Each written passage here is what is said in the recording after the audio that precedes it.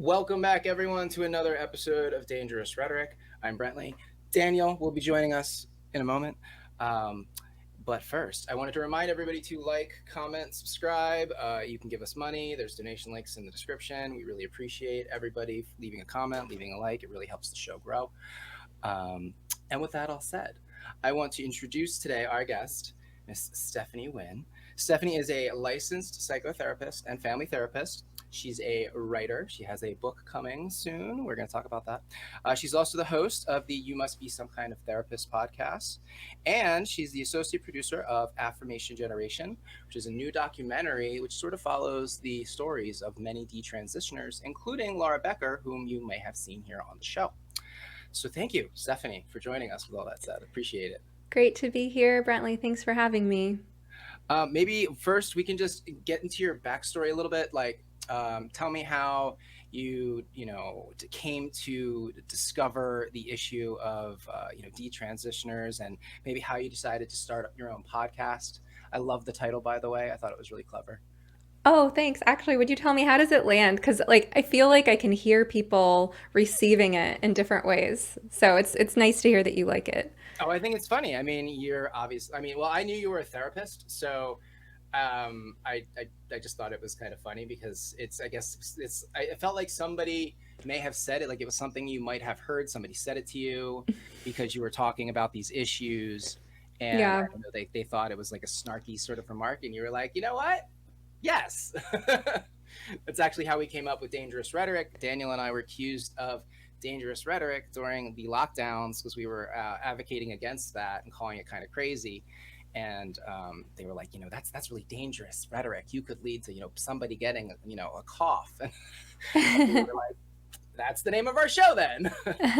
That's great. Yeah, I do think that well, prior to the lockdowns, when I had more of a social life, I did hear that phrase every now and then. Oh, you must be some kind of therapist, just having a conversation, right? And so that's sort of the inspiration for the intro. To anyone who's listened carefully to the intro to my podcast, you sort of hear this chatter, like people are having conversations at a party, right? And then someone says to me, you must be some kind of therapist, and that's my intro. So I'm glad you picked up on that. And yeah, and the aim, part of the name is a little playful, irreverent. You could take it seriously, you could take it lightly, you could take it as a compliment or an insult.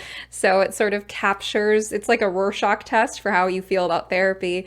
And that's part of my aim is to expand beyond the world of mental health therapy. And that sort of ties into your question about introducing my background because I was working within the mental health field and I was actually an affirming therapist. Thank God I never wrote letters or actively encouraged anyone to pursue medical interventions, but I did affirm people's so-called gender identities in good faith and had some concerns, I think, growing in the back of my mind that I wouldn't have been able to articulate at the time about whether we were really addressing the elephant in the room or getting to the root of the problem, and whether I was able to do my best clinical work while what I would now say lying to people about how I perceive them, because a foundational principle of good therapy. I mean, it's one of the three principles of person-centered Rogerian therapy is genuineness, right? So already there's a lack of genuineness, but my concerns were growing in the back of my mind over the course of years of really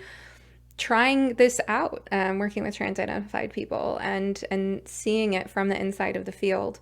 But it wasn't until I learned about detransitioners that I was like, wait a minute, all right, hold your horses. Here's the other side of the story that I hadn't been hearing. The very first context in which I heard about detransitioners was when I heard that they were being silenced. And, what's shocking to me, Brentley, is that there are people who can hear that trans rights activists don't want you to hear from detransitioners, and they can derive from that, then we shouldn't listen to detransitioners, right? Oh, somebody wants me not to listen to this group over here. Don't pay attention to the people in the corner. Look the other way. Oh, okay, I'm going to look the other way. That must be what's best for society, because my mind, and I'm sure like the way you and Daniel think too, is like somebody doesn't want me to know about something. Well, why not? Right? So Contrarian sentiments are strong. Yeah. so that was 2020 that I even learned about detransitioners. And as soon as I did, I knew that I needed to understand the other side of the story. So I started gobbling up their interviews. And you have to remember 2020, we were all locked down with nowhere to go. And so I just spent a lot of time gardening and listening to podcasts and YouTube interviews, right? And that began a whole new chapter in my life. And for about a year or two, I was sort of watching, as you know, nobody knew who I was. I was only on Facebook, I wasn't on Twitter. And on Facebook, I was seeing these woke therapists sort of cannibalizing themselves over how everything's racist. And that's what I was witnessing on social media. I didn't really have anyone to talk to, not very many people to talk to about this, but I was sort of watching and waiting and feeling like I wanted to join the conversation. And, you know, I'd listen to people like Coleman Hughes and John McWhorter talk, or Brett Weinstein and Heather Hying, or, you know, any of these podcasts that were inspiring me back in 2020, 2021. And meanwhile, my career as a therapist has been hugely fulfilling for me. It's really helped me grow up quite a lot psychologically, to learn from the human experience to the depth that I have with through the nature of my work. And I felt like I felt inspired to start up this podcast because there are constraints to therapy. I mean, the number one constraint is it is about the client, and as it should be, right? So I can't necessarily always follow my curiosity when my goal is to help the person with what they're in therapy for, and I can't just share whatever's on my mind. But you know, here I have this really intellectually, spiritually, emotionally stimulating career, but in therapy, it has to remain focused on helping this particular person. So my podcast is really an outlet for everything else that's on my mind, and for the conversations I want to be having with a wide range of people. Yeah, I liked it. I was scrolling through some of your episodes, and I started listening to the conversation with I think he's a British therapist. I can't remember The his name. the one that just came out recently with Bob Withers, or was Bob. it Marcus Yes. Evans? It was Bob. Yeah. It was I like his voice. It's very like deep and husky, but the situation that he describes in the UK is it's pretty advanced. It's like an advanced version of what's happening here. So Yeah. hopefully, I don't know. Hopefully, these conversations will mitigate some of the crazy as we continue to have them. At least that's kind of the hope that I have for these kind of conversations, is just to increase the general awareness of things like, you know, gender ideology and detransitioners, because it's not something that most people that are, you know, offline or off Twitter get to hear about regularly.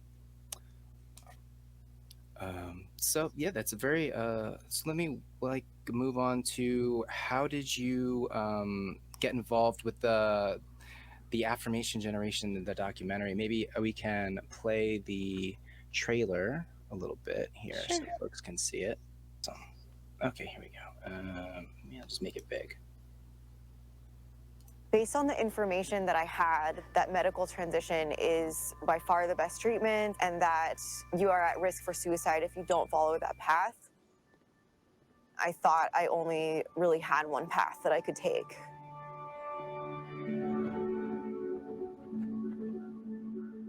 There's a current belief system, there's an oversimplification that all gender dysphoria has one cause, which is, you know, being born in the wrong body, and that there's one treatment, which is transition, and you don't ask questions. This is the only way to go.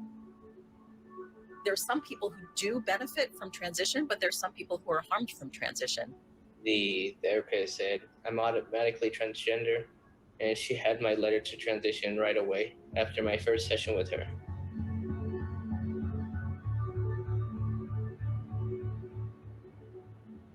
Autism, childhood sexual abuse, internalized homophobia, internalized misogyny. There's just so many reasons that people transition and end up later regretting it. It seems like all of this is based on the fear that if you don't affirm a child's identity right away, they're going to be at a high risk of suicide. It's just not true. And in fact, those who had transitioned had suicide rates 19 times higher than population-matched controls. These vulnerable people were treated incredibly badly by the professionals. I saw one of those therapists for probably about an hour, and he wrote a letter recommending testosterone for me. I will never be able to breastfeed. Like I said, I have to now live with what I've done.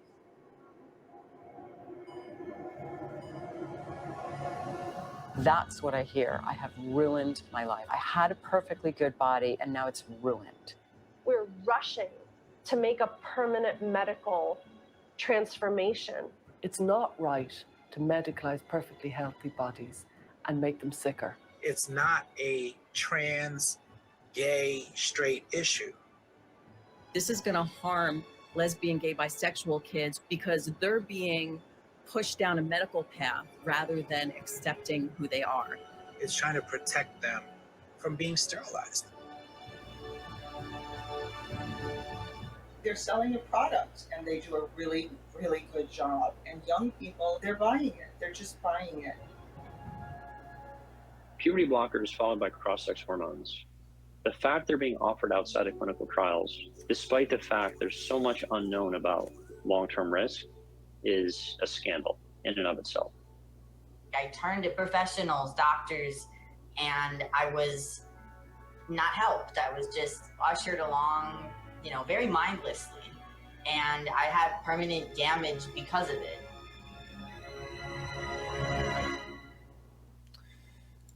Well, that's a very compelling introduction, a very compelling trailer. How long has this been in the making? I don't want to speak on behalf of our producers who, started working on this before I ever met them. But they approached me, let's see, what year are we now? 2023. Way to go. So this has been in the making for a few years, but they approached me, gosh, it must have been like about a year ago, about my role, just as one of the experts that they interviewed. And then really the discussion about my role as associate producer and media representative just was more on the sort of post-production or nearing the end of production side of things because, for personal reasons, the people who made this film don't want to be the face of this film. And they chose me as a representative, and I'm really honored. No, and bravo. I appreciate you getting out there and putting your face and your words behind it because these are stories that need to be told. These are, these are the new marginalized. It's so ridiculous because the alphabet people, or the cult as I refer to them, they are so big on marginalized communities or marginalized identities or these people on the margins. Do I hear a little Josh Slocum in there? Yeah, definitely. He's definitely taken up a resonance in my head. Got it. I'm a big fan of the Disaffected podcast. I have an episode of Disaffected coming out soon, by the way. I don't know when, but excellent. Yeah, no, we're big fans. I collaborate with Josh as often as I can. I actually just recently called into a Burlington City Council meeting. They have passed what they call a resolution in support of the LGBTQIA plus community and condemning transphobia. I think that was the title of the resolution. And it was basically like a flagrant attack on the free speech rights of conservative activists who have been putting up these little stickers around Burlington that say things like "No child is born in the wrong body," "Trans women are men, get over it," "Real men defend women's sports and spaces," things like that. These are sentiments that are broadly innocuous, but very offensive to the cult, the LGBTQIA radical individuals. They call it transphobia, and they are intimating that these stickers make them feel unsafe or increase the likelihood of actual physical violence against them. And we're talking about stickers here. Yeah. So you called into I'm sure Josh appreciated that very much. I know he's been driven up the wall by what's happening in Vermont. But I think I interrupted you. You were explaining where I think you were going is something that I agree with, which is basically about how ironic it is that the sort of alphabet soup people think they're on the side of marginalized people, and yet detransitioners are the most marginalized people around, and they're the ones being silenced by these activists. Yeah, and they've also experienced real physical harm. They've had their bodies permanently altered, in some cases, permanently damaged, and some of them have lost the ability to breastfeed. Others have lost the ability to have, standard orgasms, like because of the bottom surgeries or something that's happening with that. So it's a really crazy, radical, and this is all experimental too. This is what people don't get. Just because doctors are performing these surgeries, there's not a sort of established standard of care. There's no FDA approval for these things, and they say stuff like the science is on their side, and they have studies that show that if you don't automatically affirm these kids, then they have very high rates of suicide, and it's all just poppycock. It's not true. And when you actually look at the data, the better data, that's not coming from these ultra biased left wing organizations that clearly have a bias. When you look at that, it's like what they said in the trailer, that detrans folks or people that have gone through transition in general have a much higher rate of self-harm than the normal population. So if there's any possibility that we can just let kids sort of age out of their dysphoria, or perhaps look for other things that may be causing their dysphoria and treat those in a standard talk therapy sort of milieu, that's probably the best bet for the long-term health and well-being of that individual. Well, that's exactly it, right? That medicine has always favored the principles of first do no harm and then provide minimally invasive care. So you always favor the option that's going to be the least costly to the patient with the fewest side effects, and the least invasive and the least cost to the public health as well. And with this, here you have a situation where 80 to 90% of children who experience gender dysphoria will no longer experience gender dysphoria if simply allowed to grow up. And that was in a time when gender dysphoria was arising more organically. And what we found is that most of those kids were gay or lesbian, and gender dysphoria was more likely to persist. So in the people, in the 10 to 20% for whom they did still struggle 10 years later, they were more likely to be gay or lesbian. So then you have to look at the cultural environment, right? Because is their gender dysphoria persisting into adulthood? Does that have to do with maybe a homophobic environment or one that sticks to rigid gender roles, right? And that was before it became a social contagion. So now I would suspect that if these medical interventions were not available and it was just a social trend, that the desistance rate, if these kids were left alone, would be all that much more higher, because there are kids who are only experiencing gender dysphoria as a result of social contagion who weren't even in that old cohort of kids who had it in a more naturally occurring way. So, the natural desistance rate is high. The probability that these kids left alone will be perfectly fine is high. But 95% of children who go on puberty blockers do go on to cross-sex hormones. Right? So the activists want us to believe that the natural process of puberty is a traumatic thing as well as an optional thing that children should be able to opt out of. And what they're doing is they're basically cutting off the solution. The solution to distress about one's body is going through puberty. And yes, it's a prolonged struggle. It's a rocky, turbulent period that can last years. But that is a solution. Right? And so what they're saying is they want us to prevent the natural solution and impose an artificial solution of what Jennifer Bullock calls synthetic sex identities that will essentially turn what could have been just a passing phase into a lifelong a series of lifelong medical conditions, one after the other, that people remain dependent on the system for. Yeah. And it's just shocking to me that liberal leftist Democrats who have always been suspicious of the motives of big corporations aren't thinking about how, who's profiting from this. Big pharma and the fertility industry are the ones profiting from this. Yeah, and the other thing I'm noticing too in a lot of these sanctuary state laws now we've seen one in California was the first.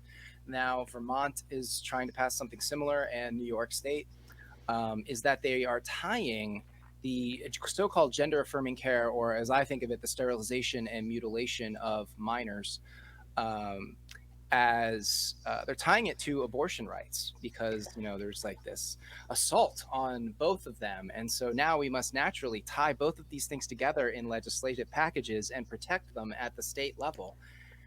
It Oh, just well, Brentley, you don't know what I spent my weekend doing, did you? no, I don't. Inform me. I spent my weekend researching, writing, and speaking about similar proposed legislation here in Oregon. So, um, yeah, so on Saturday, I did a spontaneous live stream, my first. I mean, we live streamed our D-Trans Awareness Day panel, but we had like professional filmmaker friends volunteering to help with that.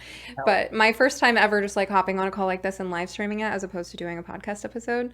And with a 70-year-old trans woman or a trans identified male who reached out to me saying, I'm a lifelong, or not lifelong, but I'm a long-term friend of Representative Rob Nose, who's one of the people I've been testifying to, trying to reach.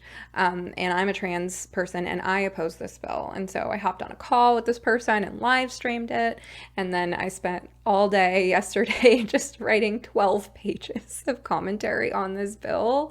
And I've been, trying to get other people to submit their commentary as well. So today, you and I are recording this Monday, March 20th. And today at 3 p.m. our time, which is in 2.5 hours from the moment that you and I are talking, is when people are going to begin testifying. And I won't be there, but some of the friends I testified with against HB 2458, so Camille Kiefel, who you've had on your podcast, and Elise Weaver, another therapist, they are going down to Salem to testify. Julia Mason, who's in our documentary, who's here in Portland, will be testifying. And so it's exactly as you described, right, where they lump reproductive health care and with gender affirming care.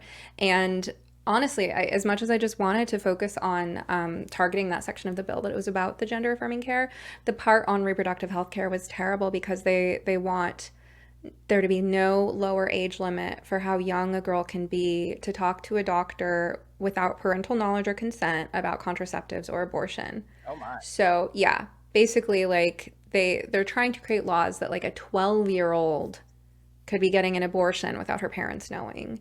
And my whole point is, do you think this 12-year-old has like a really loving boyfriend and terrible parents? Because that is not what's happening. You know who benefits from this?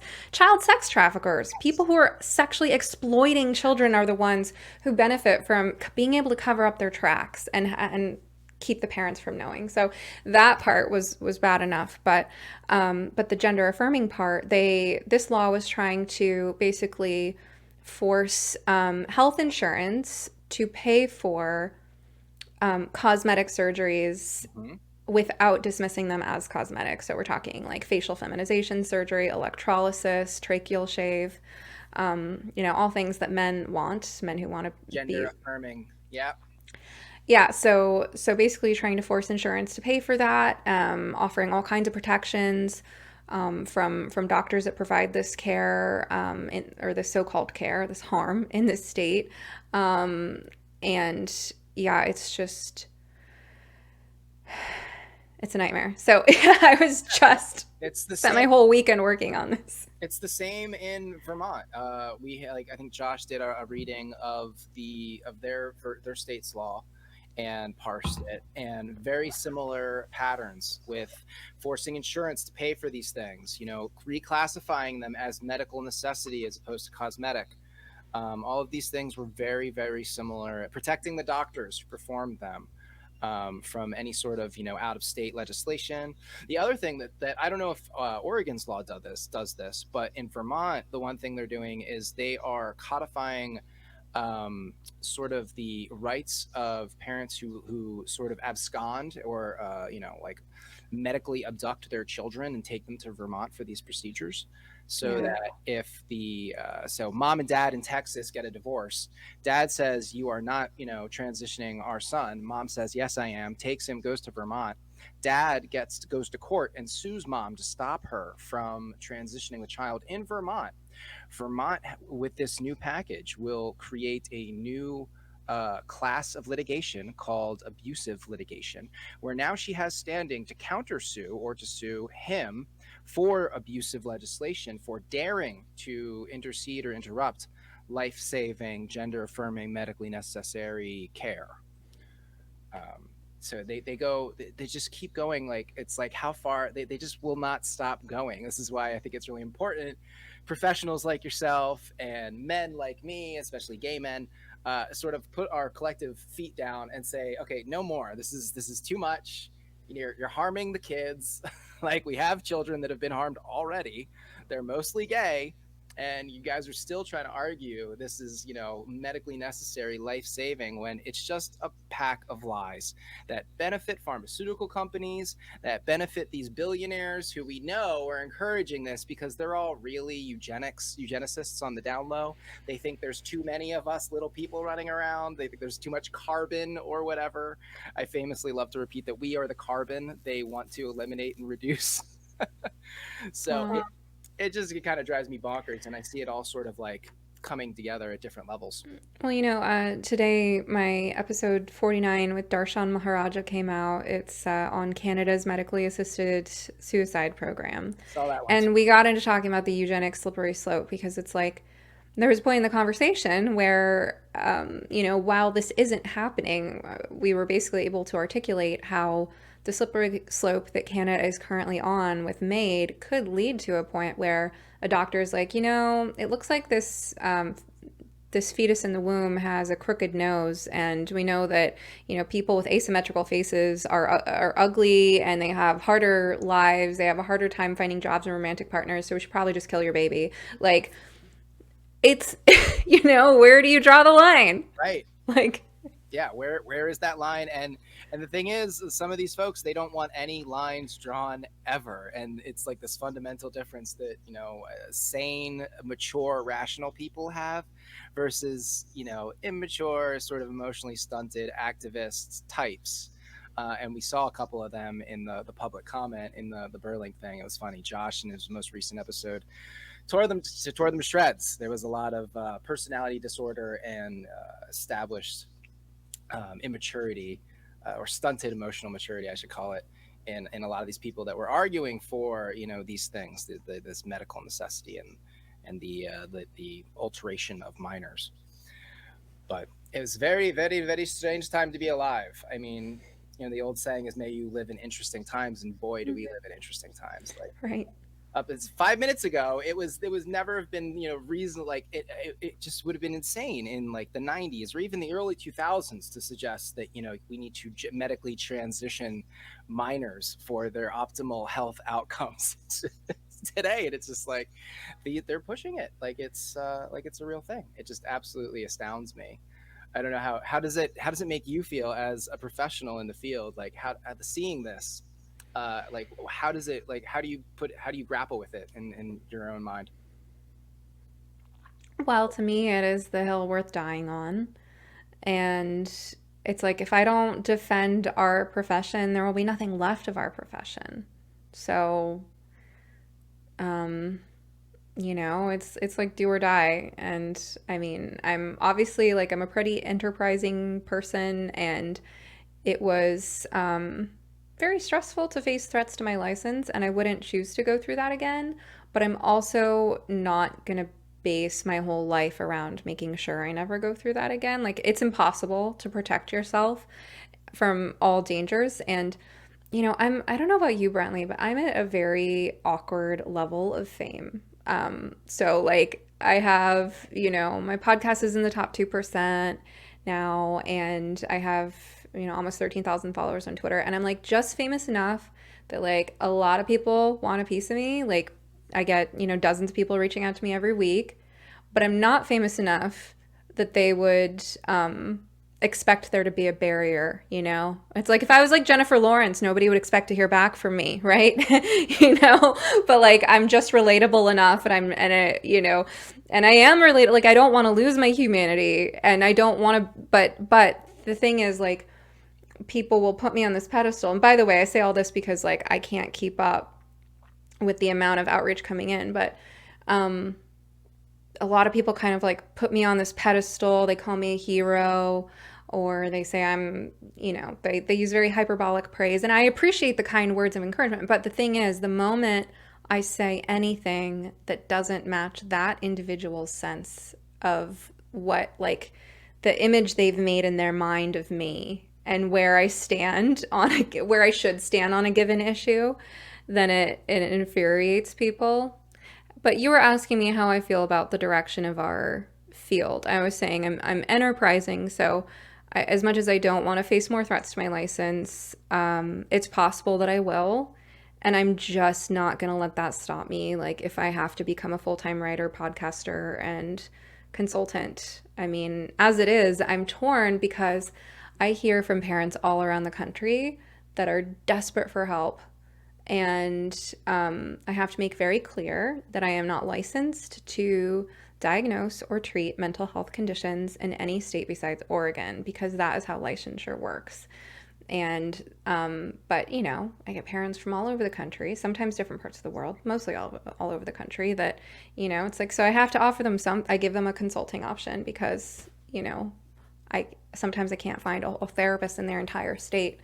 And it's like, so I know I'll be okay because my point is that, like, there is a demand for people in positions like mine, but I also, like, I don't love being so rare, you know. It's like someone in my local community who I had the pleasure of meeting with recently, she came to our Detrans Awareness Day film screening of Affirmation Generation.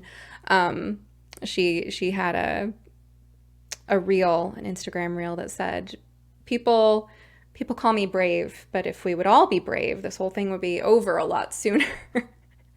So I don't really want to be put on a pedestal. I just want to inspire other people to be themselves. And with the criticism that comes in, like, I received 2 critical emails from supporters this morning. And it's like, you know, you could consider, like, instead of telling Stephanie Winn to behave as the Stephanie Winn in your imagination behaves, who says all the things you want her to say, like, you could use that same energy to go do your thing. Like, what, you know, do you have a blog? Do you have a podcast? Go do it your way. I don't need to be the only voice here.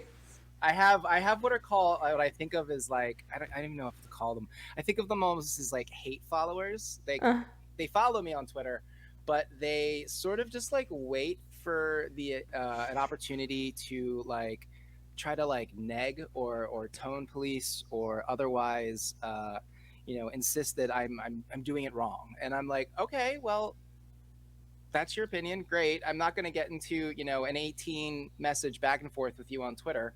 So, you know, if you don't like it, you can unfollow me, or you can, you know, start your own thing. Like, start your own thing. Like, it's never been easier. And I mean, there's a lot to be said for and against the times we're living in. It's a mixed bag, but, like, one thing you cannot argue with is that it is easier than ever to start your own damn thing, people. So stop reaching out to people like me and Brentley and telling me how to be Stephanie and telling him how to be Brentley. Just go start your own thing. You have an entire audio visual production studio in this tiny little black mirror that you walk around with. It's like CapCut is this amazing app that lets you do basically like cinematic style editing on your phone for, like, you know, little videos that you cut and splice and shoot. You know, I'm like I would say an amateur level TikToker. I do, like, we have the long form podcast, but I also like to do short form, like, little video commentary for TikTok and Instagram, just really as promotion for the show, and to draw more eyes on the show. But it's easy. You know, all you have to do is just, you know, have a thought, have an idea, shoot it, and then, you know, you can put sound to it, you can splice it up. You have a lot of different options available to you. And it's a much healthier expression of that energy to you know, take those thoughts that you're having and put them out there yourself, instead of to just, you know, go to the creator that you happen to like a lot but also, like, really hate how they do this one thing and, like, really have to let them know how they, you know, have to change this one thing that they do. Just let it go. Just let it go. Like, if you feel that strongly about it, like, you should really take the time to start your own blog, start your own Substack. You know, there's so much room for people to chime in with their voices, and you can do it anonymously. There's a lot of options for that too. So yeah, it does seem like something that people love to do. And also, I'm never always sure. Like, it was like you said earlier, we do have a limited bandwidth. There's only so much we as humans, you know, that Stephanie can process in any one day. There's only so many people, you know, whose names and backstories you can actually fit in your, like, recently activated memory at any one time. So people have to understand that, and this is something that Josh used to talk about with having a more high engagement account, and his friend Holly, who also had a high engagement account. It's very difficult for people to keep up with the sheer number of DMs, emails, messages, notifications. So the appreciative viewer will allow for that, and give time to the person. If they send a message and they don't get an immediate response, like, just realize that, like, we're busy, we're generating content, there's a lot happening all the time. We're trying to focus on deep work. Like, this is deep work, writing is deep work, and you can't do that if it's just typing text at 20 different people an hour. I'm glad you brought that up, because I actually just started a locals community. It's at somekindoftherapist.locals.com, and it was my solution. And Locals is a really good platform. I don't know if you've ever used Locals, Brentley, but it's really designed for people like you and me, where we have a few hundred or a few thousand followers, or people with more followers than that, where there are people where we're sparking dialogue, and there are people who want to go deeper, and people who want to have those conversations with others. So, oh yeah, thanks for bringing that up. So, yeah, it's starting off slow, but this is sort of my way of saying, hey, if you have a question for me, here's where you can go. It's only $8 a month, and you can even get your first month free with promo code grandfather. So it's really not a lot of money at all, but if you join my Locals community, I have a thread where you can post your comments for that week, or however long the time period is, where I'm collecting people's questions. And then I will respond to that with a members only live stream. So that way, I have one place that I am promising to keep up with messages, and that's my Locals community. And yes, it does take money, because I'm not getting paid to answer your emails, people. So you got to pay me $8 a month to join my community. Thanks. That's the way it is. Thanks for letting me pitch that. Oh yeah, no. I wanted to make sure that I mentioned I worked that in somehow at some point, because it is important for creators to get paid for their time and their effort. And again, once you do start to cross that threshold of 10,000, people following you, in any really medium or across all the mediums, it's when it becomes very difficult to keep up with, DMs and random messages. So, people have to understand that your attention and your time is limited. You're also, you're putting out content, you're putting out your podcast, you're putting out things like affirmation generation. You're, going to and doing the testimonies when you can, and all of that stuff is important work. And like you said, it's deep work. And, answering questions a lot of times too. The one thing that kind of drives me nuts about people on the internet, they could answer a lot of these questions themselves if they would just spend a little time Googling. Like, if you have a question that you want to ask your favorite creator, do me a favor, look for the answer yourself first on Google or ChatGPT, because it's probably there. I mean, there's a lot of stuff that has already been covered, and a lot of the questions that I get anyway in my DMs tend to be things people could figure out for themselves if they actually just spent 2 seconds and did it. But a lot of times, I understand the feeling. Like, there's this weird phenomenon where you feel like you have a personal relationship with your favorite creators, right? And so, I mean, I feel like I know these people who don't know me, and now I'm on the other side of that, where there are people who feel like they know me and I don't. And so it's like understandable if your impression of someone internally is as if they're your friend, then of course you want to be like, you can ask your friend a question, but yeah, it just doesn't work that way when you're on the receiving end of those questions. Right. It's and also it is hard to keep up just with the sheer volume of contact requests. Between, I'm horrible at it. Between Daniel and myself and Dangerous Rhetoric, I've got about 6 different emails that I use. So email is the worst way to get in touch with me. Probably Twitter DMs is the best way for folks out there. If you're trying to get in touch with me, definitely you can DM. See, I'm the other way around, because the problem with DMs is you can't mark them done, you can't archive them, you can't set a reminder for next week. I'm like, if you want a response, send it to my email. That's the best chance. I can't promise, but no, actually the best thing you can do is join my Locals. That's where I'm promising. Yeah. It's the only place I'm promising. But I hope we don't lose too many people with our humble bragging about our fame problems. No, this could be really alienating. Yeah, I guess I could understand that. But I mean, as somebody who, sort of, I don't even think I wouldn't even classify myself as like particularly famous. I don't have like a DM problem in Twitter, but more just the sheer volume of like junk email I get across multiple Yeah, email addresses. It's just very hard. And then that's sometimes the I'll thing have too. correspondence with like an individual in one email box, and then it's looking for it in the wrong one, so it gets kind of confusing. But yeah, so it's very difficult to keep up, and this is something folks forget. We are really, our period of evolutionary adaptation was more when we were living like in small tribes, in hunter-gatherer style societies. So the max number of people that we would interact with in any lifetime would be like on the order of 100, 200, something like that. And over time, as society has gotten a lot more complex, we've had the need for more and more, people, or more and more brain space, and we have more and more interactions. Daniel's here! Yay! Welcome back, Daniel. So let me just bring you up to speed. We talked about Stephanie's background in therapy, how that sort of led her to start her podcast. Over COVID, because it was a good time to do that. Yeah, and a lot of people did that Yes, through COVID. yes, we did that too. And it was a good time because, and also the podcast sort of lets her talk about things that she can't really deal with in, like interesting questions that would come up in her therapy practice. She can Okay. really explore them on the podcast, because, therapy is obviously client centered. Then we talked a little bit about affirmation generation Yeah, I was and about to shared the ask about that. trailer. We can go back into that because we kind of just like glazed through it a little bit. Yeah, we didn't quite get into drag queen story hours yet, but I thought we could talk about that after. Yeah, Brent and I watched Affirmation Generation a couple weeks ago. So good. Very emotional film. It was very emotional. Our friend Laura Becker was in it as well, so she told us about it, and she was like, "Hey, I'm going to be in this. You should check it out."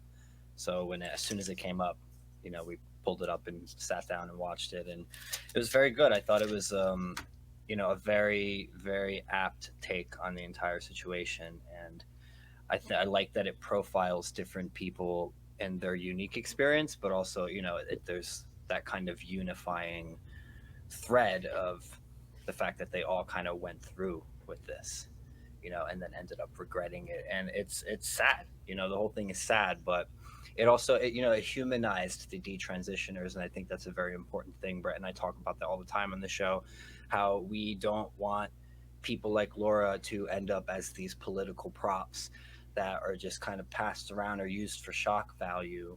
But you want to look at them, they're individuals, they're people, they're human beings who went through something, but that doesn't necessarily define everything they are. So I like that you highlighted like their interests. I know one of them was a musician, so you show, I forgot her name. She, her band, what was her name? Kat.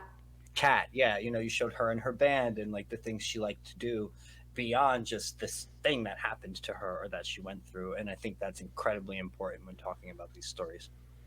Yeah, thank you for saying that. I'm really proud of how the producers put this together in such a human and compassionate and real way. And yeah, we do want to highlight the people are multifaceted and relatable, right? I think part of what's allowed the trans contagion to get to the point that it has is that there's this magical thinking that goes into this idea that there's this whole separate class of human that doesn't follow a normal developmental trajectory, that knows who they are at a young age, that can make lifelong decisions at age 15, And that's just not true. The people who we consider these magical trans people, they're just like you and me.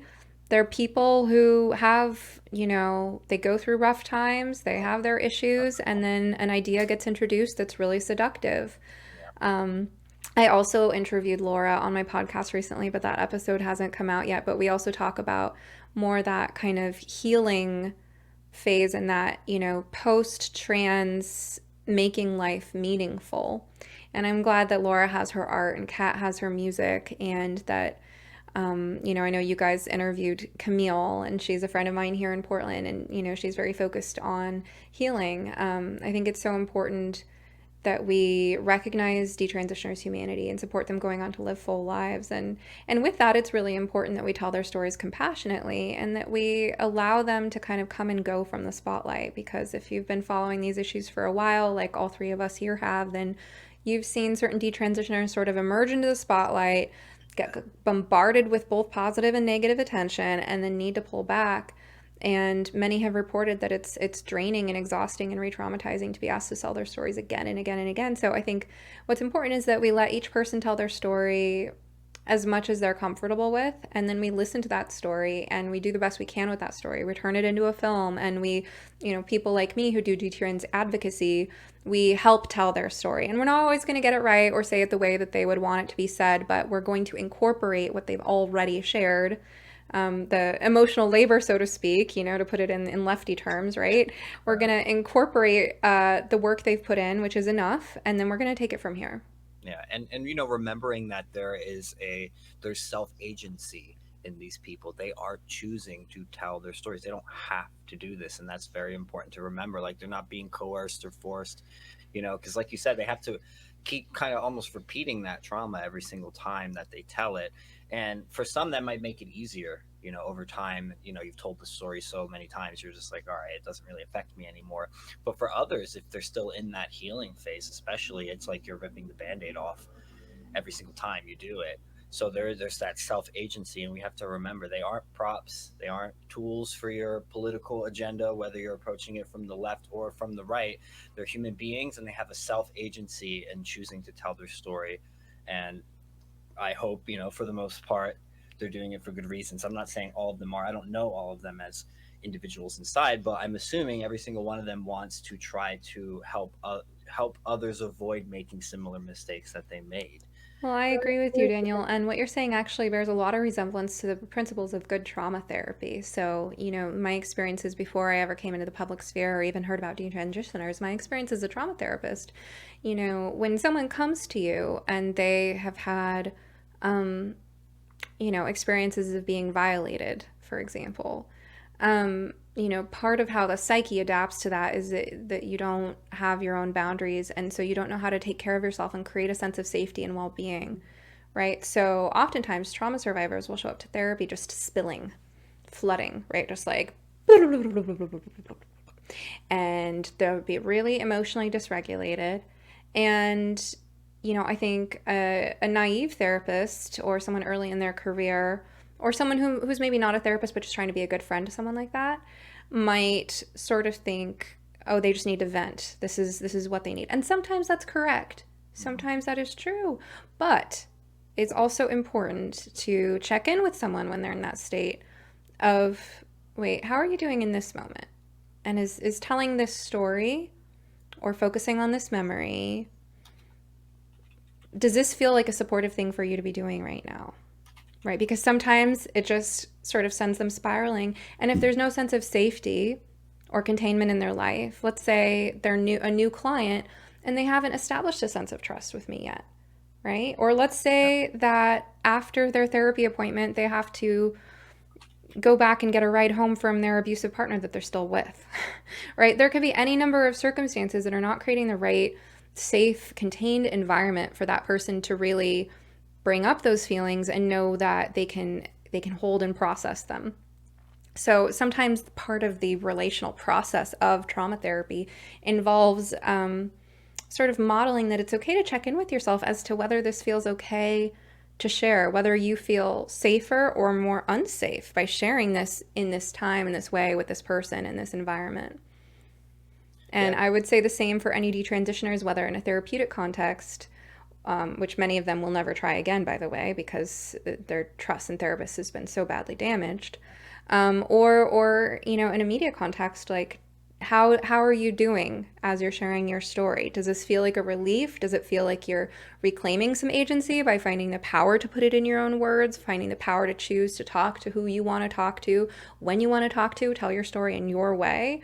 Or is it reactivating maybe feelings of helplessness or vulnerability or overexposure? Yeah, just all this reminded me of this quote by Jordan Peterson that I like. Every time I see it, I'm like, yeah, so true. He said, people organize their brains with conversation. If they don't have anyone to tell their story to, they lose their minds. Like hoarders, they cannot unclutter themselves.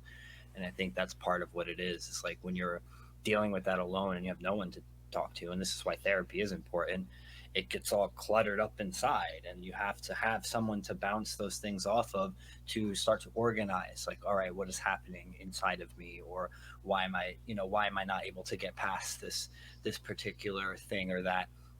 So I think that it's very important to have someone to tell your story to.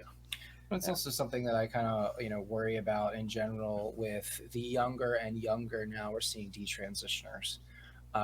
We've seen the left use children as props in their politics, and that sort of drives me up a wall. I can't stand seeing some young kid like pushed out into the spotlight as an LGBTQ activist and advocate, when they're in their teens or their early preteens in some cases. So I get nervous about some younger detrans folks who are doing a lot of speaking, a lot of touring, and I just back of my mind I'm like, is this I really hope it's what's best for them, that they've got the support of their family, their network, and that it's actually healthy and not harmful, because it just seems to me like I don't want to see the same thing happen in the detrans backlash that we see happening in the trans social contagion. I don't want to see children exploited to make a political point. It's we can say it, and it's the ones that come forward and want to tell their stories. I think it's great, and we need them, and I appreciate it. But I would just I get concerned about that being pushed too much or happening too often, especially as we see younger and younger kids now detransitioning. Yeah, I agree with your concerns, and I've said this to some detransitioners that I know that are kind of grappling with being in the spotlight, that I wasn't ready to be in the spotlight until I was well into my 30s, deeply established in my career, felt like I had something to say that I'd really thought about, and like I'm in a pretty good place in life, and still like being in the spotlight comes with plenty of challenges. So, what does that say about people who are in the spotlight at a young age for their trauma? And like, how are they able to handle that? And also, what kind of foundation is that for their future? Because moving on is a really important piece. And there are certain people who've been through this experience of being detrans, where that's going to continue to be a big part of their identity and their meaning for a long time, and they're going to go on to do all kinds of advocacy work. They might pursue law or counseling to try to get help for other detransitioners in the future, but that's also not going to be the right fit for a lot of people, or that's going to come with certain consequences for them. We know from the research, for instance, on the 20s, like there's a psychologist named Meg Jay who wrote a book called The Defining Decade that's all about your 20s. People underestimate how much they're going to change in their 20s. Like if you ask the average 19-year-old where they see themselves at 30, what they have in mind is going to be a lot closer to where they are at 19 than where they're actually going to end up at 30, right? Like we all know this from experience, but isn't it interesting to know that there's actually research that proves this, right? So think about people who are making big names for themselves at 18 or 20. Are they leaving themselves enough room to grow and change? Yeah. So it's kind of a replication of what we're worried about with the trans kids, where there's this identity foreclosure, right? Where they're making life-altering decisions at a young age, and then they're not going to be able to grow out of those decisions because they've made it physical and concrete. I think the same could be said as just a concern for detransitioners, and that's not to say that anyone should, sit down or shut up or any of that. By all means, like do all the advocacy you want, but just be aware that there are maybe some consequences for your long-term mental health and your ability to meet other needs that you might have. Yeah, and especially this is something that I think about with detrans folks and trans folks. One of the things that we've noticed in talking to people on the show is that there is a trauma component, and it's frequent in trans folks and detrans folks. I think we've spoken to 6 or 7 trans and detrans people total now. We've spoken to 4 detrans people, and so Laura, Richie, Shape, yes, and Sarah Camille. Higdon, who is trans, and Sarah also Higdon Buck Angel, and who's Buck trans. Angel, yeah.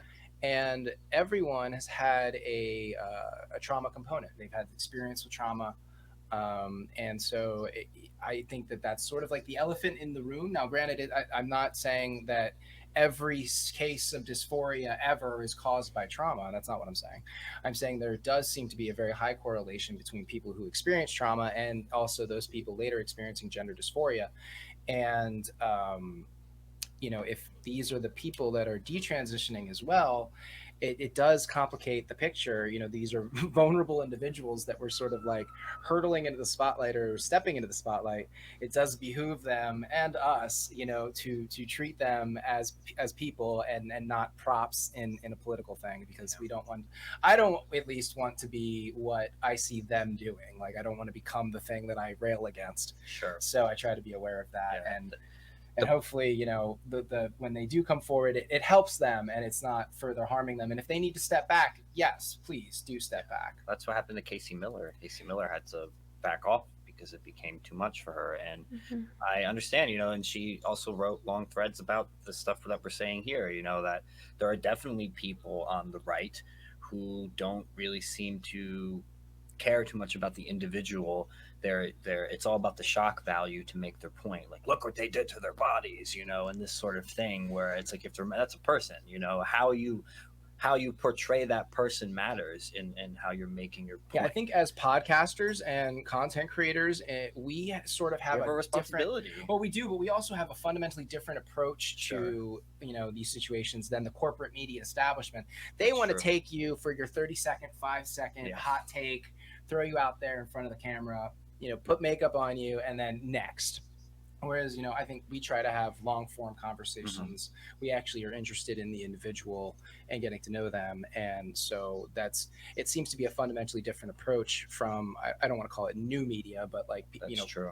Different, the newer generation of content producers. Yeah, I think Stephanie's point too about the 20s is just so relevant and so true. And the kids don't think about this. They don't. Look, I'm 32 now, and I did not think I would be doing this. And being now a, I guess, mini public figure, yes, there are certain consequences that come with that. Like, Brett and I have had like New York City Antifa like try to dox us and shit like that. Like, I've gotten threats of violence and that sort of thing. And if I were like a less stable person, I don't know if I'd be able to handle that stuff. And I think me in my early 20s probably would not have been able to really handle that stuff. I wouldn't have been mature enough yet. I didn't know who I was enough yet. So it's you really don't know between 19 and 30 where you're going to end up. You have this plan in your head and you think like, oh, that's what I'm going to do. I'm going to be a famous writer or an artist or this or that. And next thing you know, you're like doing something completely different, or maybe relate it. Maybe those things that you thought you were going to do that you were working on informed where you ended up, but you ended up in a totally different path than you. At 19, predicted. I thought I was going to be a PhD level research scientist in genetics and molecular biology, and that is not what happened. That's not what happened. Did you always want to go into therapy, Stephanie? No, actually. I mean, that was one of those things that changed in my 20s too. Like, I started off my 20s very interested in spirituality and the environment and health. And then midway through discovered I wanted to be a therapist.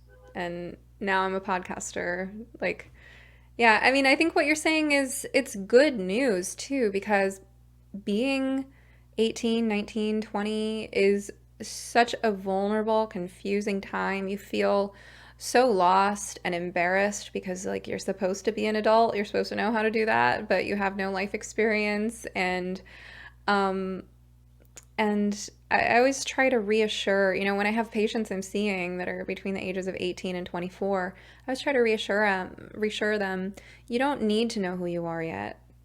And you don't need to know what you want to do with your life. Like, here are some really grounding things you can do that might seem counterintuitive, or at least they're not what you're hearing you should be doing on TikTok. But actually try not to think about yourself too much. Try not to figure out your identity or where you belong or any of that. Try to just get some life experience. And as anxiety provoking as it is to be like a little baby adult in the world, what I would want anyone between the ages of 18 and 24 to know is that all the adults around you who are older than you, they know that you're a baby adult, and they just expect you, as long as you like show up to your job on time and ask questions about things that you don't know how to do, you're going to be okay. Like, don't try to fake the life experience that you don't have. And that's actually really reassuring for them to hear, because the culture right now encourages so much navel gazing, and it's like this false psychological fluency that's actually not based in psychological wisdom, if that makes sense. Totally accurate. Let me ask you too, Stephanie. I've heard a lot of this sort of like reversal in that, you know, children are supposed to be giving us, you know, the wisdom, that we should let the children lead. And to me, it just seems so, you know, backwards when, you know, the adults in the room are supposed to be the ones who are guiding the children into how to have a successful and healthy life experience. Have you seen the come across this a lot? Like, what are your thoughts on it?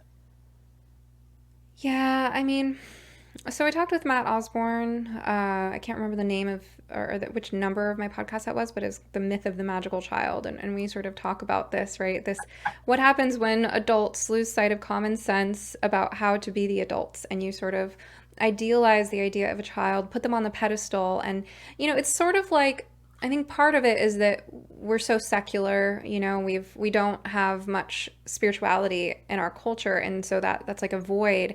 And so things can rush in to fill that void. And I think this sort of like magical child, you know, what people aren't saying, because I don't think they consciously believe this, because they don't, you know, a lot of people who have these beliefs, they don't believe in a God of any kind, but the unconscious belief is that children are like closer to God, right? That's where this comes from, is that they come from the source, and they come with this transcendent knowledge, and there's this purity to it, right? So it's this like quasi-religious belief that people aren't fully aware that that's the psychological foundation of how they're thinking, but they're just sort of acting on that projection or that assumption. And it's almost like a misplaced impulse to understand the nature of good and evil, because again, I think that's like a fundamental part of being human, is having a sense of spirituality, and grappling with the nature of good and evil. And when you don't have that, then you sort of, you know, the child becomes your representative of all things good or heavenly or godly, and then you can project, you know, not only innocence, which arguably children do represent innocence, but also this like profound wisdom onto them. And you can kind of view yourself as more and more like corrupt because you've been conditioned by this world. And you know, there is a little bit of truth in that. We have all been conditioned by this world and by our traumas and by the culture, and there is a longing for innocence and for the guidance that comes from that place of innocence. Maybe too it has to do with our disconnection from nature, but you know, if we were more connected with nature, we would actually be a little closer to understanding the nature of good and evil, and innocence and maliciousness, perhaps. So I think that there's like a longing for this kind of divine innocence, and this transcendent wisdom and guidance that comes from that. And then in that, there's like a refusal to see and hear what our own senses are telling us about how the nature of good and evil actually works, which is that if you do entertain the notion that there is such a thing as evil, or that there is a devil or a maleficent force on the planet, then if you think about it, one thing you have to concede is that evil doesn't care about your morals, and evil will happily exploit your morals, and will happily exploit everything that you think you believe in to get what it wants. So, you know, if you imagine sort of like the classical archetype of the deal with the devil sort of like, hey, don't you want this thing over here? All it costs you is your soul. Got bargain, right? So if you imagine that that's sort of the nature of temptation, well, you know, why would evil have any qualms with going, hey, don't you want to be a good person? Don't you want to be one of the special ones who understands and protects trans children? Right? All it costs you is your critical thinking and blood on your hands for the rest, you know, like, so I think this is all a misdirected spiritual instinct. Yeah, and it's definitely connected to the trans phenomenon for sure. Like, you know, Brent brings up, oh, you know, we just gotta let the children lead the way and all this stuff. That is what they're doing. They're saying, oh, well, they know that if they say they're the other sex, then they must be, you know. So we should just listen to them and affirm them. And it's like, no, we're the adults in the room. We're supposed to like get rid of some of that woo-woo magical thinking that isn't based in reality, you know. Also, it was episode 39. Thank you. With Matt Osborne. I looked it up. I'll check this. It's a great name too, by the way. The Myth of the Magical Child. I love it. Yeah, Well, Matt has an interesting story because when he was a teenager, he was told that he was an indigo child. yeah, I remember that. I was reading the description, and I've heard about indigo children and all of that. I used to read about that. Now stuff I'm really when I was curious. I'm gonna have to younger. go back and Yeah. listen to that episode. Yeah, it sounds like he had like some new age type parents who, you know, that sort of thing. I'm curious, so I'm gonna have to go back. And But can I comment from a different angle about this topic that you've brought up, right? Because I went kind of the spiritual direction, but I think the other component too is it makes me wonder how much people who hold these beliefs, you know, the belief that you should just like follow the child's lead, how much they have reflected on their own development and their own parenting. Obviously, you know, people who hold that belief have a wide range of backgrounds as far as how they were parented, but you know, you wonder like did some of them not have enough boundaries and they never really grew up and so they're parenting as if they are teenagers that believe that like the youthful perspective is always the righteous one. Is that part of what's happening, you know, that they weren't given enough boundaries? Or, you know, paradoxically on the other side, another thing that's equally possible for people who hold that belief is that they well, or that they were actually raised pretty well and they take it for granted because I think that we probably have a lot. I mean, that's what I see in Portland. Like Portland was a beautiful, amazing city, and there was really a lot to cherish about this city, and I think we took that for granted.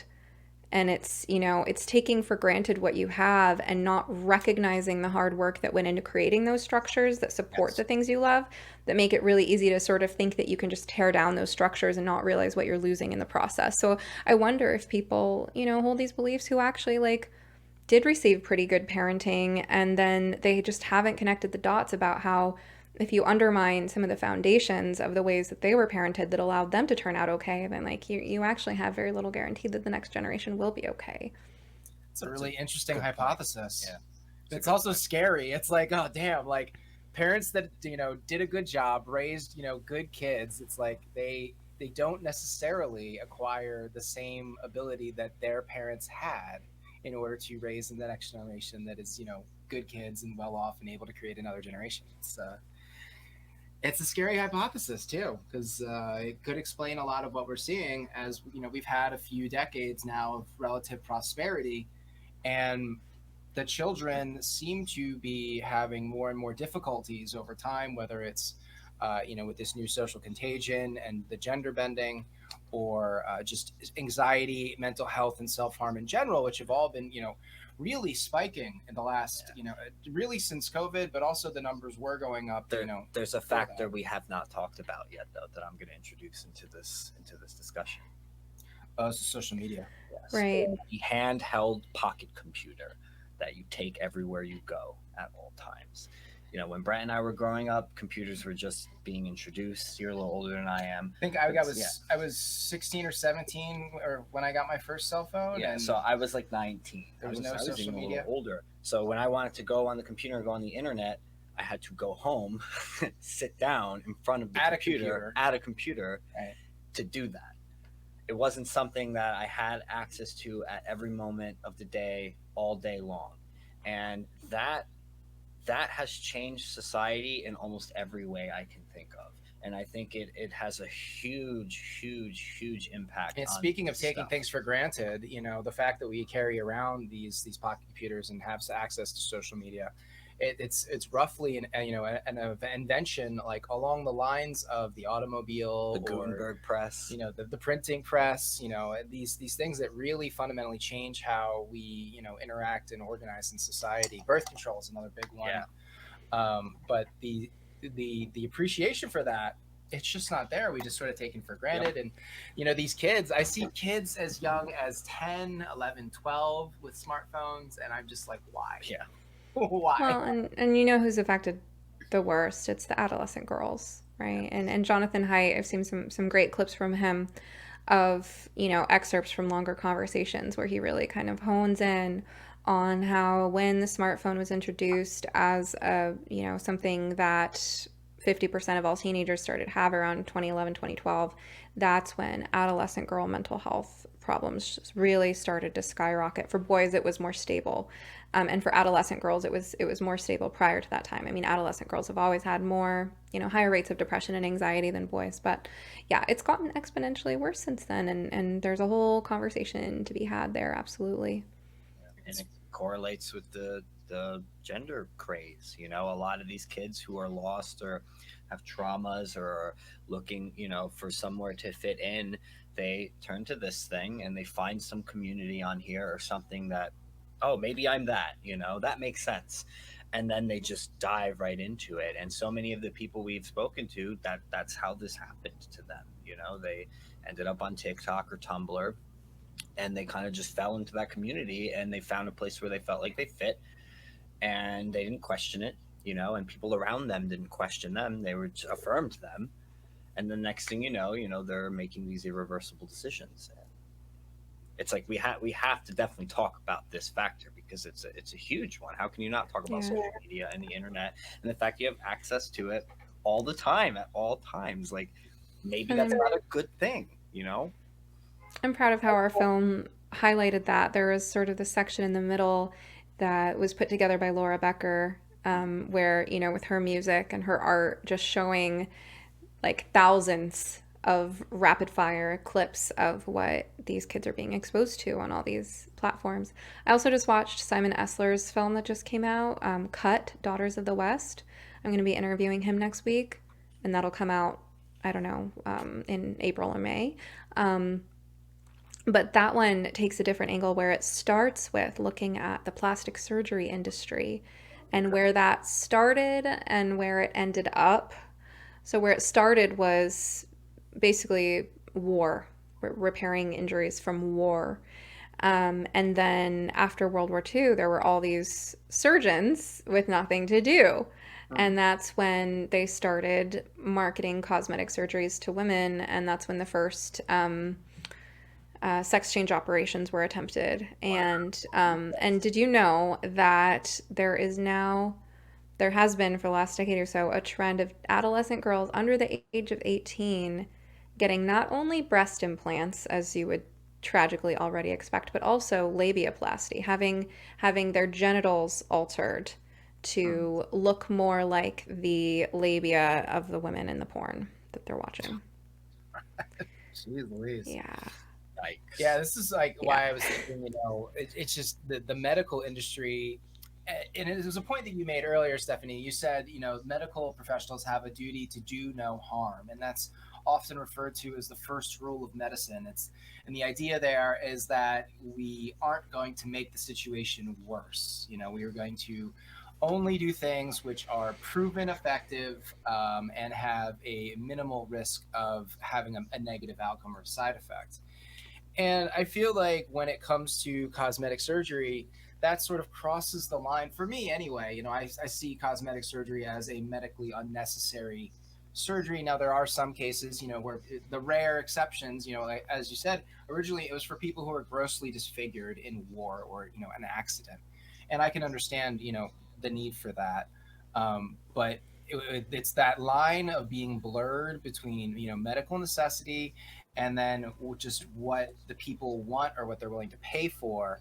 And as soon as people are willing to pay for it, you'll find some doctor with questionable ethics who's willing to, do the work, so to speak, and get paid.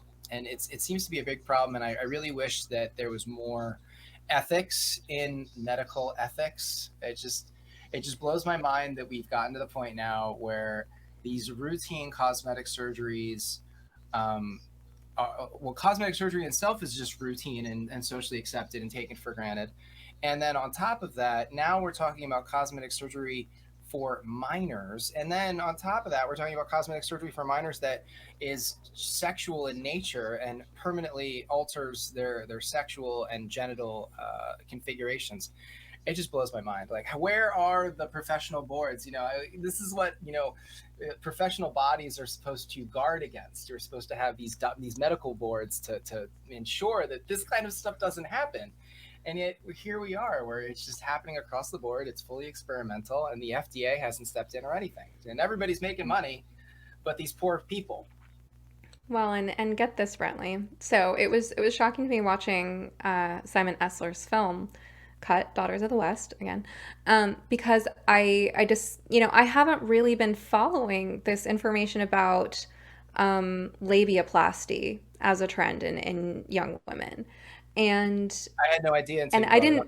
I didn't know that what's been happening there actually is very similar to what's been happening with so-called gender affirming care, where these surgeons are actually touting the supposed mental health benefits.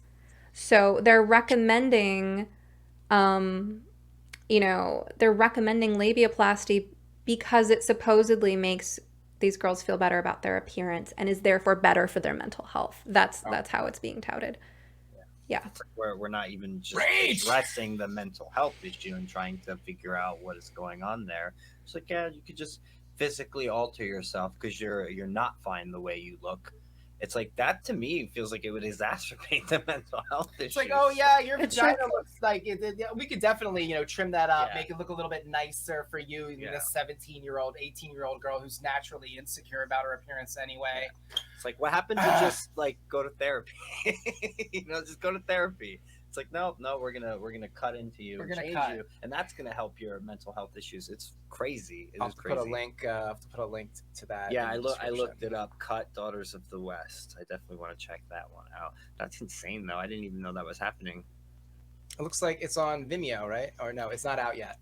So this does relate to It comes another out April 15th. subject that I guess we can get into a bit here, and we did talk a bit about this with Buck Angel, but we didn't necessarily talk about it from this angle. But porn, in the porn industry, and how much of this stuff is young people with porn addictions of some sort trying to emulate what they see in that, and there's definitely an element to it there. Like, for example, like Laura Becker wanted to be a gay man.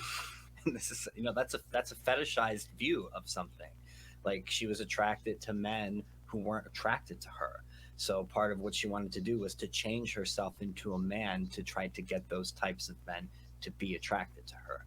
And there's something else going on there, and it definitely, I think, relates to porn and the type of porn that young people are being exposed to and watching. Yeah, and it's my understanding that so many kids are being exposed to this porn that is really violent and degrading to women, and that part of the appeal for girls of being a so-called gay boy is that their exposure to gay relationships is more like the anime or manga, sweet, romantic, much more girl-friendly. It's about the relationship, it's about the storyline and the witty conversation and the genuine affection that builds for each other over time. And if those are the models that you're presented, where to be female means you have to look a certain way and be objectified and degraded and abused, or you can opt out of that and be a gay boy and have a sweet love story. I mean, I think the obvious, it's clear what most girls would choose if those are the options that are presented. And it's also a fantasy, because if you actually look deep into the gay dating world and all that stuff, that is not what it is like. Maybe a portion of it is like that. I'm not saying gay men can't have sweet romantic relationships, but man, if you delve into the deep into that scene, it's like, no, a lot of it really is. It's very sexual, very promiscuous.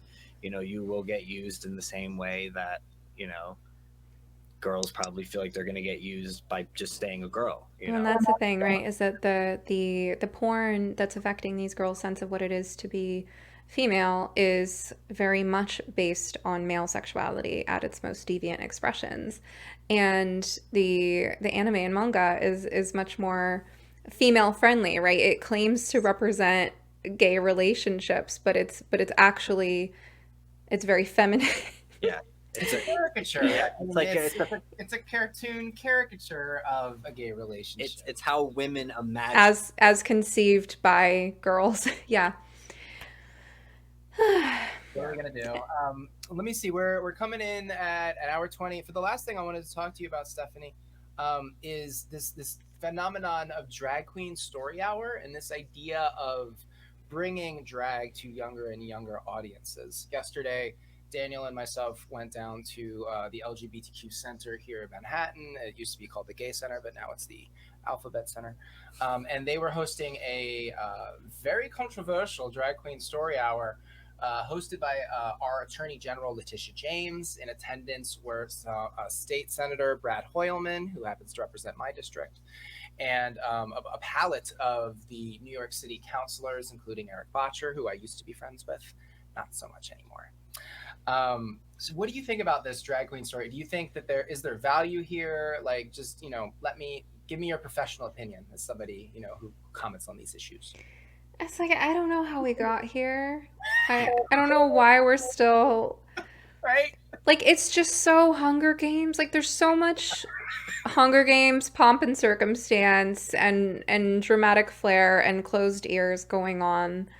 And it's like, personally, just speaking for myself, not speaking on behalf of my profession or my film or anything like that, I find drag distasteful. I've never felt drawn to it. I've always thought it was kind of creepy. That is my personal aesthetic preference. It's my choice, is that it does not suit my sense of what's beautiful or attractive or meaningful or interesting, But I never had a problem with anyone doing it until it became this politicized issue where, like, they're conflating men's grotesque and sexualized caricatures of women with the gay community as if that's like the best representation of the gay community, and then making this a gay rights issue when, I mean, like, you have to question the character of anyone who's drawn to dramatic attention seeking and risque behavior.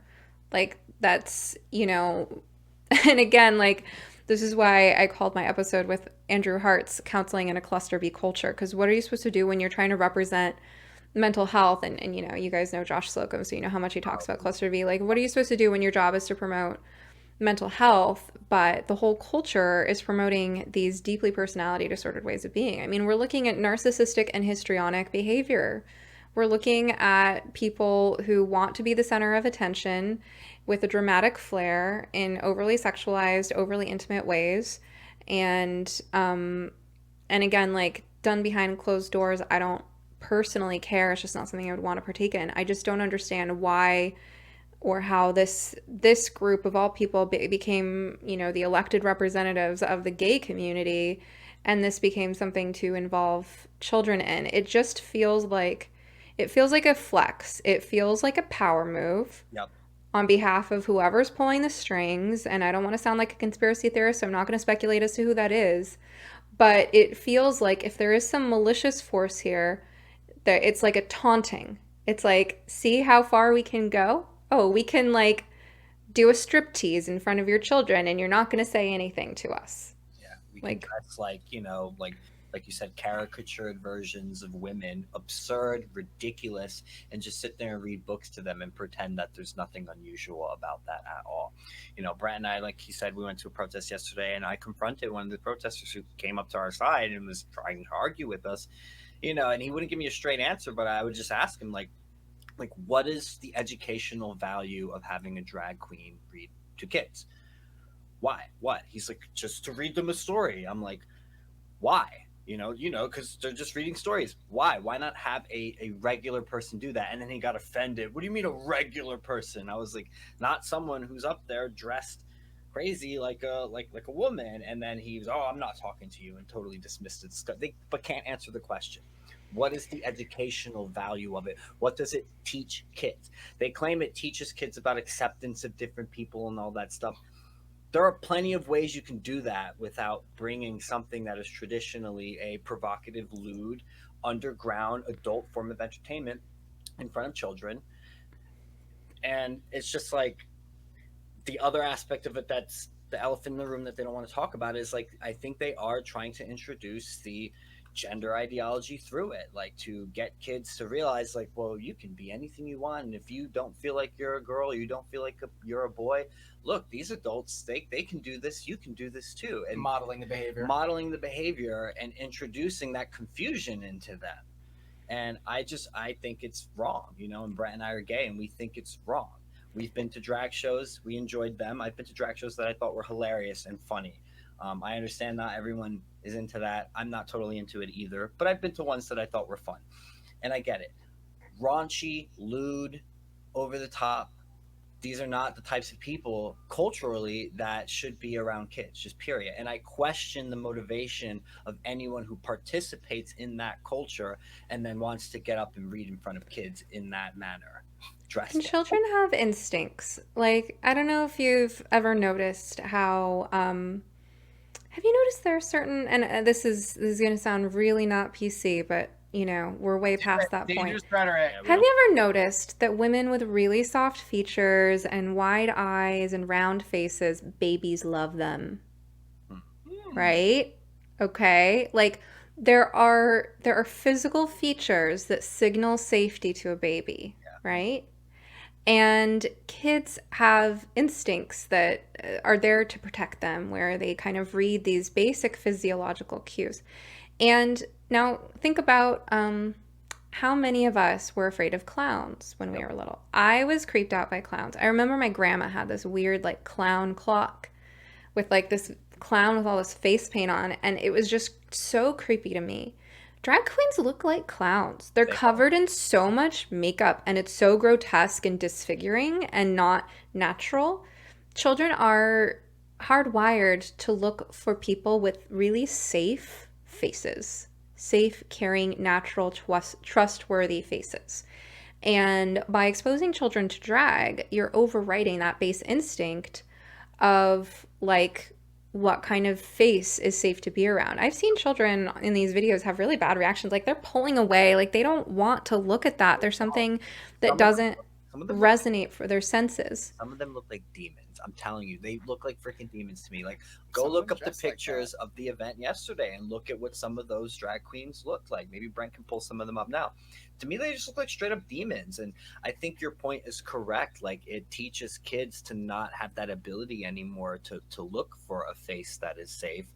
They'll just disregard that completely, and if anything, that's going to make them open and more vulnerable to actually ending up in you know, the snare of a predator. Like, because they're not going to be able to read the cues. They're going to be like, oh well, this person, yeah, they look creepy or whatever, but there's nothing wrong with that, you know. And this is coming for many kids when, like, if you think about what are the ages of the children in these drag shows? Let's say they're 4 or 5. As low as 3 from what I've read. Okay, so think about, these are kids that were born during the pandemic. Yep. So they spent the first 2 to 3 years not seeing hardly any faces, right? Yep. So already the part of their brain that's developing from reading people's faces is behind during a really critical window. And then add into that, you know, state of delay and deficit, you add in this really confusing signal that now you're being taught that what's supposed to be good and light and innocent and fun and positive and safe is this face with all this crazy makeup on it that disrupts your basic ability to read sex and safety cues in the adults around you. Yeah, I think that's actually a really good point. I didn't even think about that other factor there, the fact that some of these kids really are that young. Like I said, as young as 3, and that would mean that they were technically born when the lockdowns happened, and their entire early developmental stages, yeah, they've been, you know, not being exposed to normal looking faces, and now we're exposing them to these really weird and abnormal looking faces. Oh God.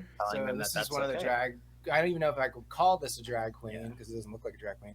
This is a man in a makeup for people that are just listening. He's got, his whole face is painted green, yellows, oranges. It looks like it's supposed to be a sky. He's got a shirt on that says, "I don't need or want to be cis." Yes. So, you know, I think it says, actually, I think I saw this picture earlier, and it says, "I don't want to look or be cis." Isn't that interesting? Yeah. Yes. So what are we teaching them with that too? You know? No, look up the other one though, the one that Andy No corrected that journalist about, because that one looks like a straight up demon, and that dude was at the. So Andy No had it. They probably invited that person out of spite too. Oh, you're not going to find it on his page. Actually, you can go and look up the New York Post article. There's a picture of them there. Okay.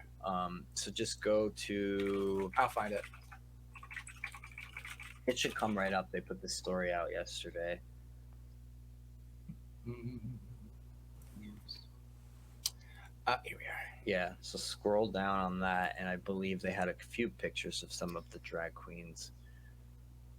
And like there, there's what was happening There's outside. Letitia James, our wonderful Attorney General. Yeah, so there's the one we just saw with the shirt.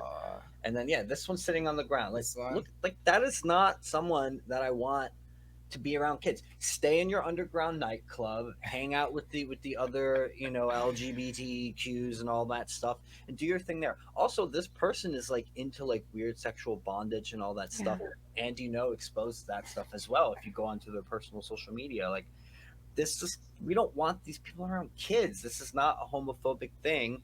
I'm telling you, because I'm gay, it has nothing to do with that. This is just a natural instinct thing. I think whether you're religious or not religious or gay or straight, you should look at this and be like, this is freaking weird. Why do these people even want to be around kids looking like that, reading to them? What are they teaching? What is the educational value of it? Anyone watching this, answer that question for me in the comments if you disagree with me. I want a legitimate answer. What is the educational value of exposing people like that to children in an innocuous way, just reading books? Like, what does it teach and them? like literally anybody could be reading books. We could have like grandma story hour. We could have like well, the city fund it with taxpayer money, librarian story hour. Like it'd be nice to have just normal like safe individuals reading children's books. And the tragic thing is that like we've all been so isolated that it would be really healing for the old folks and people in wheelchairs and army veterans and retired teachers. I mean, there's so many people who would benefit. I think they're somewhere in Europe. Do you guys know the story of like the place that opened a preschool in an old folks home in Winn? No, I didn't know they did that in Europe. I heard something similar, I think, in Japan.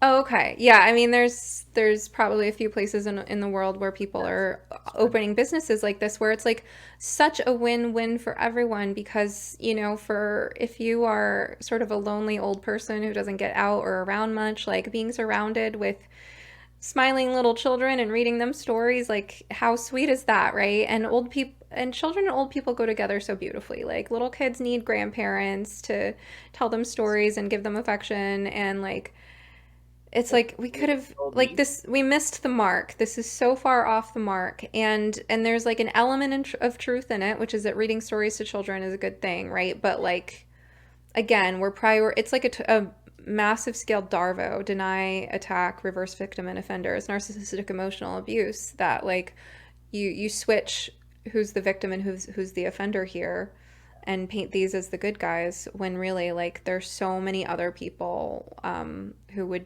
be safer and better suited for this role.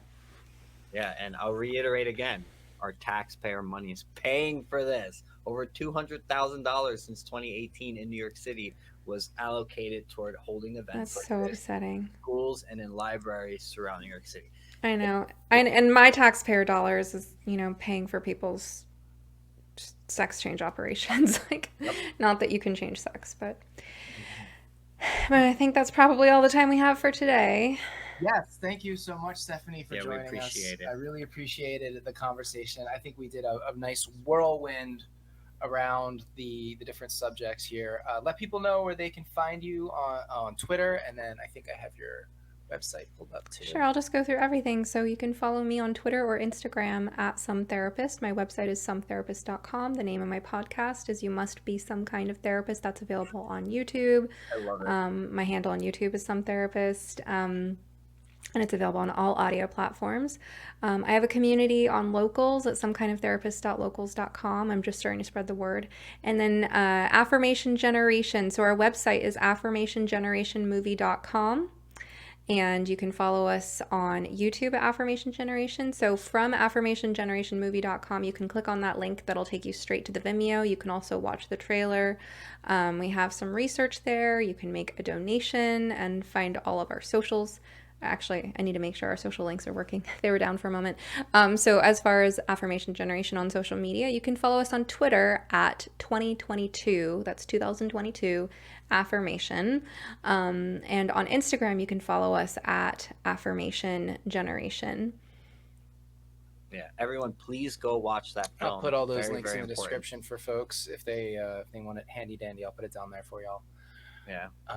And I see you're not following Julia Mason. You should. She's in our film, and she's testifying today against HB 2002, and she did our D-Trans Awareness Day panel here in Portland.